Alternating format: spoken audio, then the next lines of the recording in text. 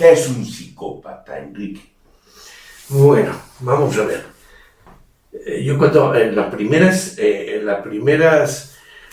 cuando yo empecé la carrera de psicología me enchufaron, digamos que dos psiquiatras eminentes, y me metieron desde el primer día que iba a la facultad. Por eso estudié por las tardes, porque las mañanas iba al Hospital Psiquiátrico Alonso Vega.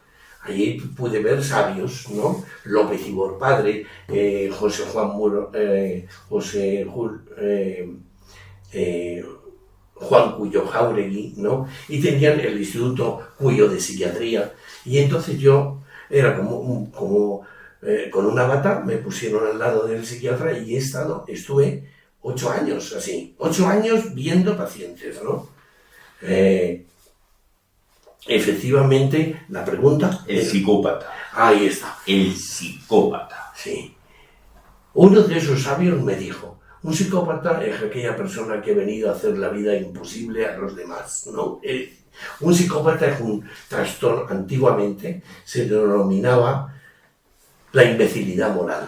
Es decir, los valores de las personas son el freno de la conducta y son el impulso de nuestra conducta y nuestras acciones. O sea, nosotros lo que hacemos en la vida lo hacemos en base al motor de los valores que tenemos, ¿no? Es decir, dime qué valores tienes, te diré qué haces, ¿no? Explican eso, ¿no? Y frenan al mismo tiempo conductas esos valores. El psicópata, la imbecilidad moral que describían antaño, ¿no? Tiene que ver con que esas personas tienen la gran ventaja, ¿no? De no tener freno moral por no tener esos valores que le frenan la conducta, ¿no? Entonces, lo principal de la psicopatía es esa imbecilidad moral que es, digamos, eso es lo principal. Lo segundo es la utilización e instrumentalización de personas, ¿no? Y lo tercero son varios criterios, ¿no? Y lo tercero es efectivamente, claro, la falta de empatía y de entender los valores de los demás. Ahora bien, pueden ser verdaderos imitadores de los valores ajenos, ¿no? Pueden como camuflarse, sí. Copiar a otra persona y hacer como que tienen empatía, o hacer como que tienen cariño hacia ti. Sí, exactamente. O sea, porque la parte conductual de la empatía sí la pueden ejercitar cuando la aprenden, ¿no? Pero por dentro no la sienten, ¿me explico? ¿No? La imitan, pero no la sienten. Algo como impuesto. El problema de la psicopatía, que hoy se llama sociopatía, o el trastorno antisocial de personalidad, el problema en la relación con los demás... Perdona, un inciso. ¿Hay diferencias entre trastorno antisocial de la personalidad y psicopatía, o son dos conceptos para designar lo mismo? Son dos términos. Son equivalentes, de algún modo, aunque uno hace más hincapié en las conductas externas, más en la exhibición de conductas, ¿no? Y otro en lo emocional. Y otro en lo emocional. Pero efectivamente la psicopatía o trastorno antisocial hace más sufrir a los demás que sufrir ellos. O sea, los trastornos de personalidad hacen o que sufran las personas que tienen ese trastorno o que hagan sufrir. Bueno, pues el psicópata es el arquetipo del que hace sufrir a los demás, ¿no? No del que sufre él. O sea, él siempre se escapa. Y luego el otro tema importante para la gente, para el público, en la elección, por ejemplo, de pareja, ¿no? Es que el trastorno, un trastorno de personalidad de este tipo, como se adquiere a los 18 años, ¿no?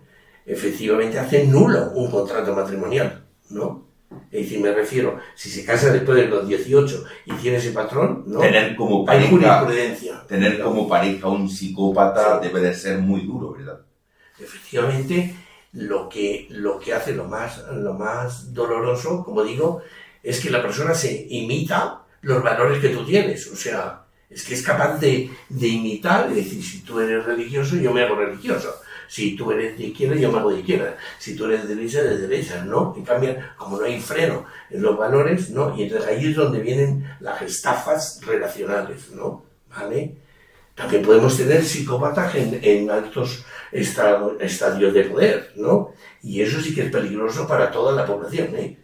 Claro, porque al no tener límite moral, el fin justifica cualquier tipo de medio. El fin justifica los medios. Exactamente. Instrumentalizan, se ponen un objetivo y llegan. No tienen frenos morales, ¿no? No hay frenos y, por tanto, cualquier conducta puede ser. O sea, es decir, ese mismo señor puede ser de derecha, de izquierdas, de extrema derecha, de extrema izquierda, lo que sea oportuno a sus objetivos. ¿Está relacionado mucho la psicopatía con la ambición de poder?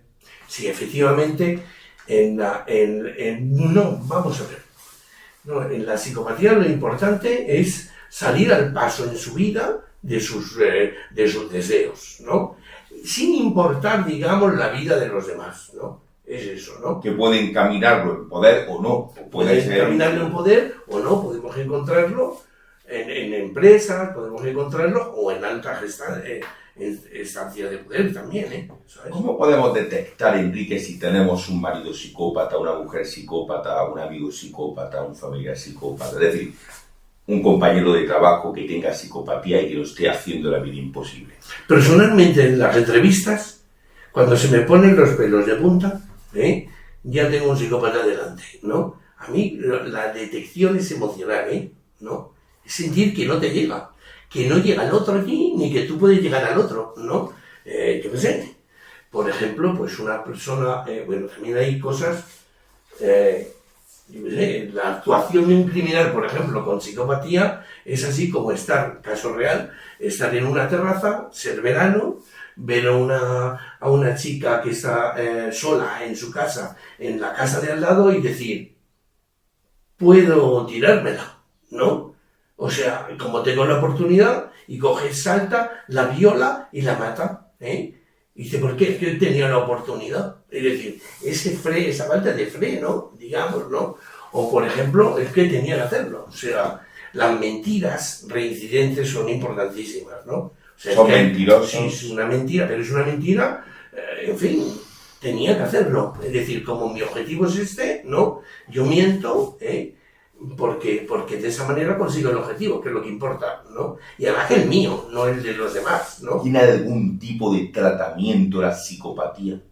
La psicopatía tiene contención, no tratamiento. Ya digamos, la psicopatía tiene contención, me refiero que se pueden dar pautas y también en regímenes muy disciplinados, ¿no? En el caso de alteraciones de conducta en los menores, en los adolescentes, por ejemplo, sabemos que lo que funciona son los sistemas cerrados, Existen sistemas cerrados con modificación de conducta, con técnica de modificación de conducta. ¿Cuál es el problema? El problema es que cuando salen, y es la experiencia que he tenido con algunos casos de adolescentes, ¿no? Con la alteración de conducta, que es el pródromo de la psicopatía adulta, ¿no?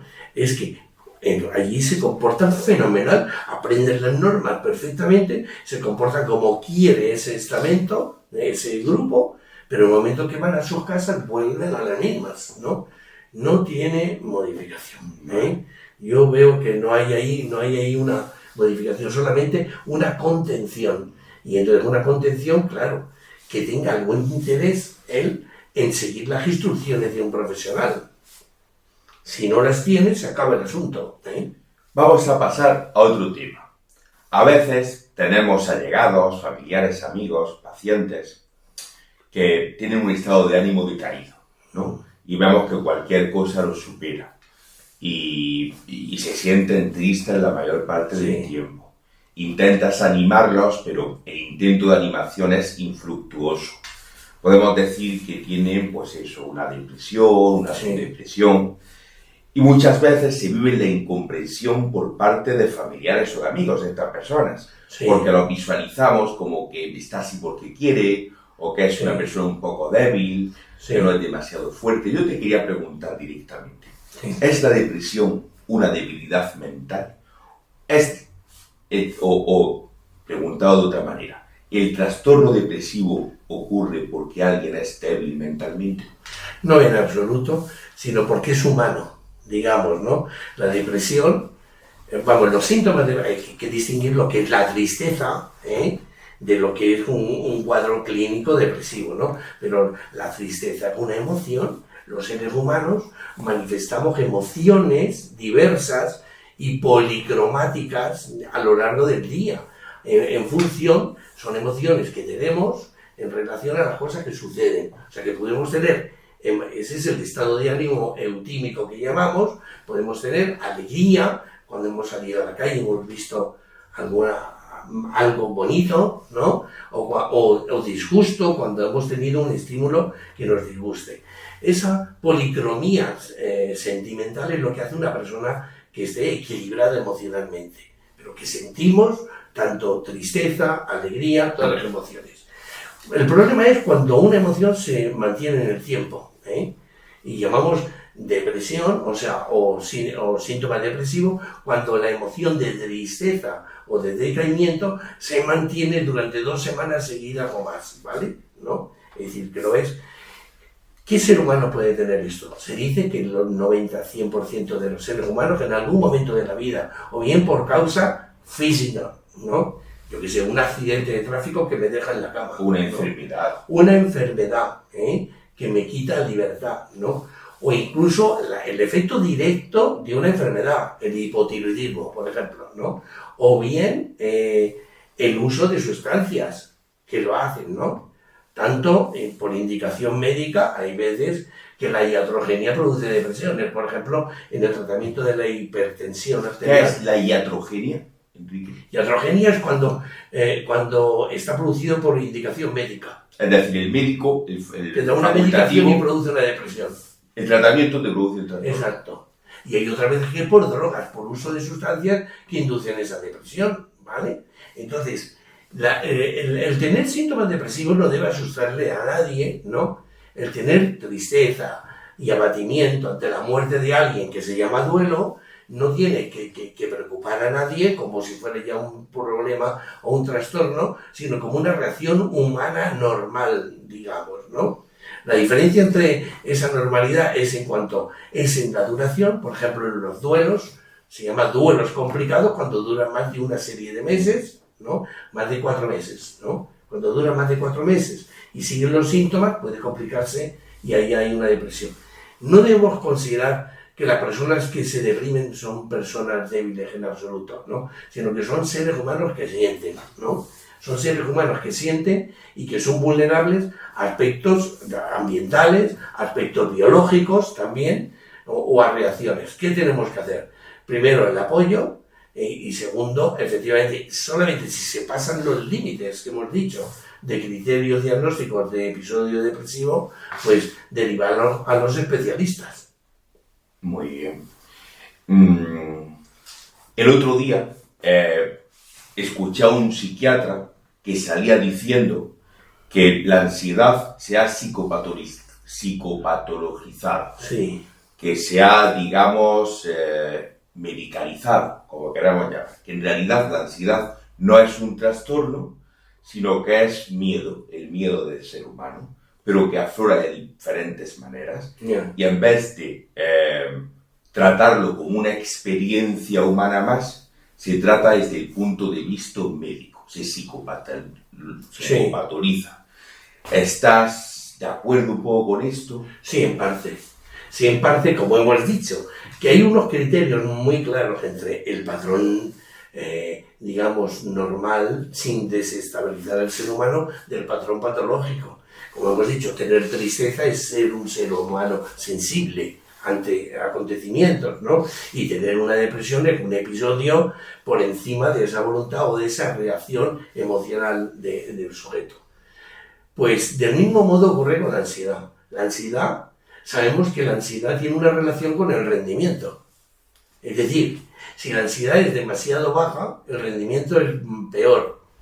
Si tiene una curva, digamos, apuntada, si la ansiedad es excesiva, se rinde peor. Si la ansiedad es está demasiado tranquilo el sujeto, y tiene poca ansiedad, rinde menor. Incluso en los pilotos, ¿no? Necesitamos una ansiedad media para rendir. Exactamente. Una ansiedad moderada. Exacto. Ni muy baja ni muy alta. Ahí está. Con lo cual resulta que la ansiedad no se debe tomar siempre como un síntoma, ¿no? Sino como un espectro del funcionamiento humano normal.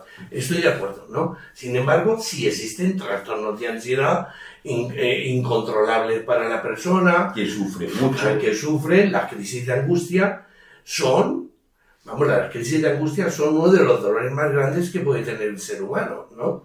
donde cree que morir, donde cree que va a morir en ese momento, donde hay vómitos de miedo, ¿no?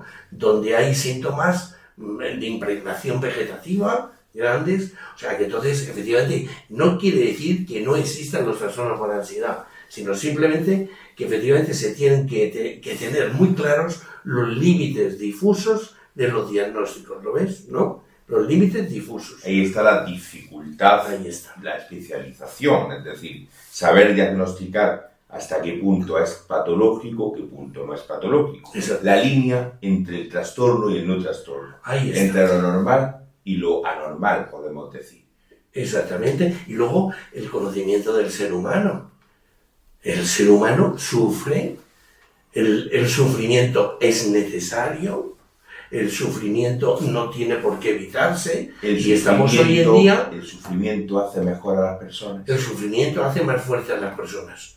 El sufrimiento es necesario en la vida de las personas, pienso, y por tanto no tenemos por qué estar ahorrándole a la humanidad continuamente sufrimiento, no, ni a los hijos, ¿no? Por ejemplo, ¿no? En la educación de los hijos, ¿no? Los padres excesivamente protectores. En la nueva generación se le llama generación de cristal. Vamos, más o menos, lo que se piensa, lo que se dice sobre las nuevas generaciones es que son más débiles, más frágiles, más vulnerables que generaciones anteriores. ¿Hay algo de verdad en eso? Hay mucha verdad. Y además es que es curioso, es una especie de splitting, o sea, de cambio generacional. Padres que las han pasado canutas, ¿no? Ahora cometen el error de ahorrar todo tipo de esfuerzo, sufrimiento y dolor a sus hijos, haciéndoles daño, o sea, haciéndoles más vulnerables. Haciéndoles un mal. Claro, es decir, y entonces es difícil, efectivamente. Lo que sí tiene que ser difícil como padre es decir, ¿dónde está la línea? Claro. ¿Dónde está la línea de ser un padre negligente? Sí. Que pasa del niño, búscate tú la vida siempre, Sí. a ser demasiado protector, ¿no? Ese término medio debe de ser muy difícil. Es muy difícil y es un arte el ser padre o madre, ¿no? En este sentido, el educar, ¿no? Para ver, y además es importante que nos estudiemos, los padres y las madres, nos estudiemos a nosotros los sesgos que traemos de nuestra propia educación para no proyectarlos en nuestros hijos. Para no perpetuarlos. Sí.